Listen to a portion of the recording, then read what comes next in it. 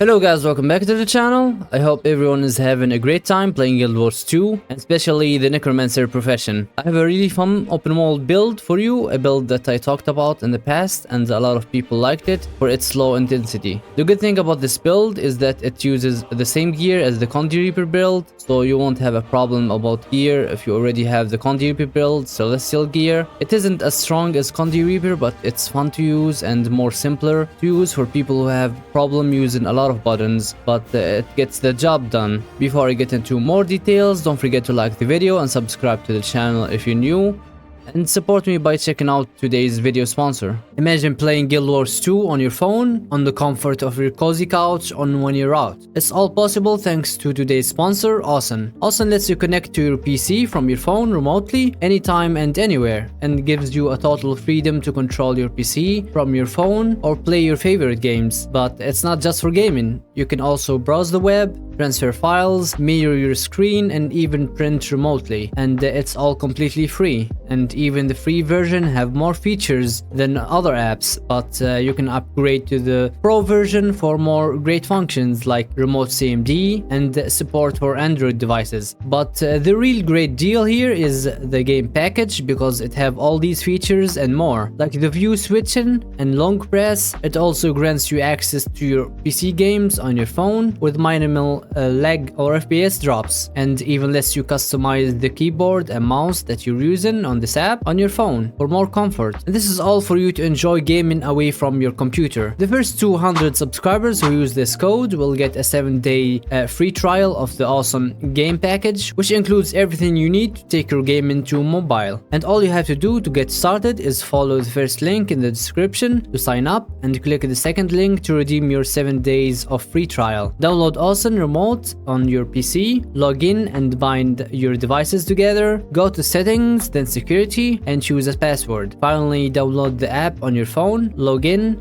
select your device, type the password, and enjoy the amazing awesome experience. As I mentioned before, this build is really simple. You'll probably only use 3 or 4 buttons at max depending on the situation. It's very auto attack dependent, and you'll be in Reaper Shroud most of the time, dealing damage and being tanky and not losing a lot of life force at the same time, which acts like your second health bar. And when you're not in Death Shroud, you'll simply use your weapon skills to get your life force back. Our damage is a combination of power damage and condition damage, so it adapts to a lot of situations. For weapons, I personally use staff most of the time. I use the staff most of the time, with pistol and torch, with Sigil of Earth for more Condi damage, and Sigil of Strength for extra might generation. And as always, since I know this will be asked a lot in the comments, I'll answer it for now. I use Pistol on Torch or Reaper because I have the Weapon Master training from Secrets of the Obscure that allows me to use any weapon in my profession. I'll attach a video in the description on how to activate it if you have the expansion. And I use Staff with Sigil of Earth and Sigil of Corruption. This is really important. This sigil is really good in open world because it will gather stacks of condition damage each time you kill an enemy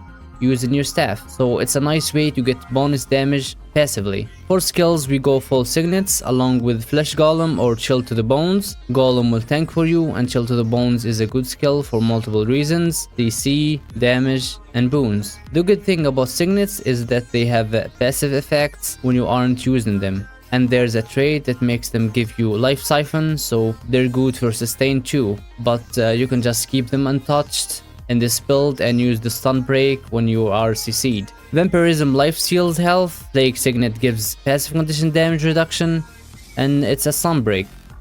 And Death generates life force while in combat and provides a revive for one of your downed allies. Signet of Spite gives us extra power and deals condition damage to one target when you use it. Our gear will be the same gear we use for Condi Reaper, full Celestial with Rune of the Trapper and Relic of the Fractal.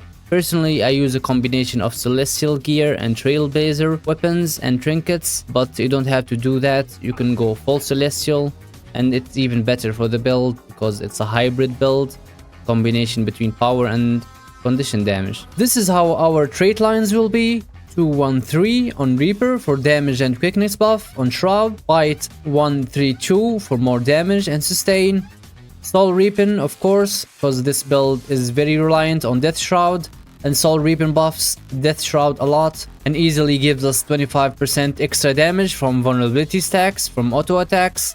And the main trait we need is here, Doomfire.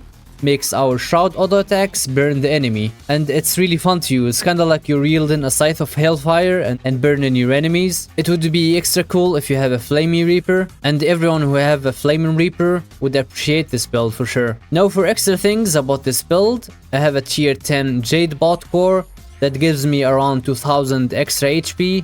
And if you play in open world, make sure to take the open world buffs from End of Dragons maps or the passkey hubs. That gives you boons and even extra power and condition damage when you are in open world. All of this will require you to have End of Dragons expansion, but if you don't have it, it's okay because this build is still strong without all of this. For food, magnanimous tuning crystals. If you're a necromancer, you should always use this if you have a condition build, because necros have tons of health, and fishy rice balls for extra condition damage, and also burn duration. Now how to use this build. It's very simple. You recover your life force using your weapon skills and leave your skills untouched. Aside from your elite skill, and for even more passiveness, you can summon the flesh golem to help out on damage, and also dish out nice crowd control from time to time.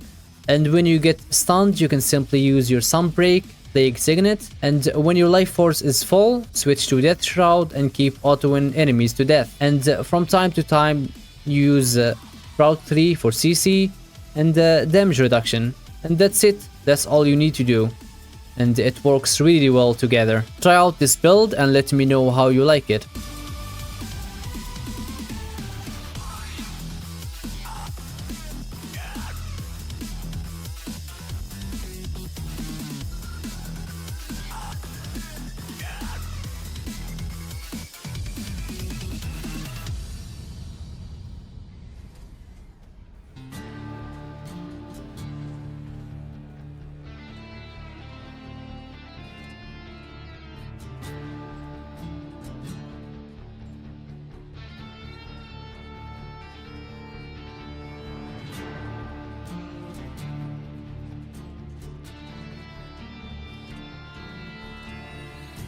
I hope I helped everyone who needed a low intensity build. If you have questions, let me know. Please thank me with a like on the video and subscribe to the channel, and follow my Twitch channel too. I'll be streaming there from now on, and I tend to do a lot of giveaways there and interact with the community. And I even started my own guild if you want to join us. We are necromancer based, so you will need to have a necro. And yeah, everyone is welcome. Thank you guys for watching, and I'll see you on the next one. Bye bye.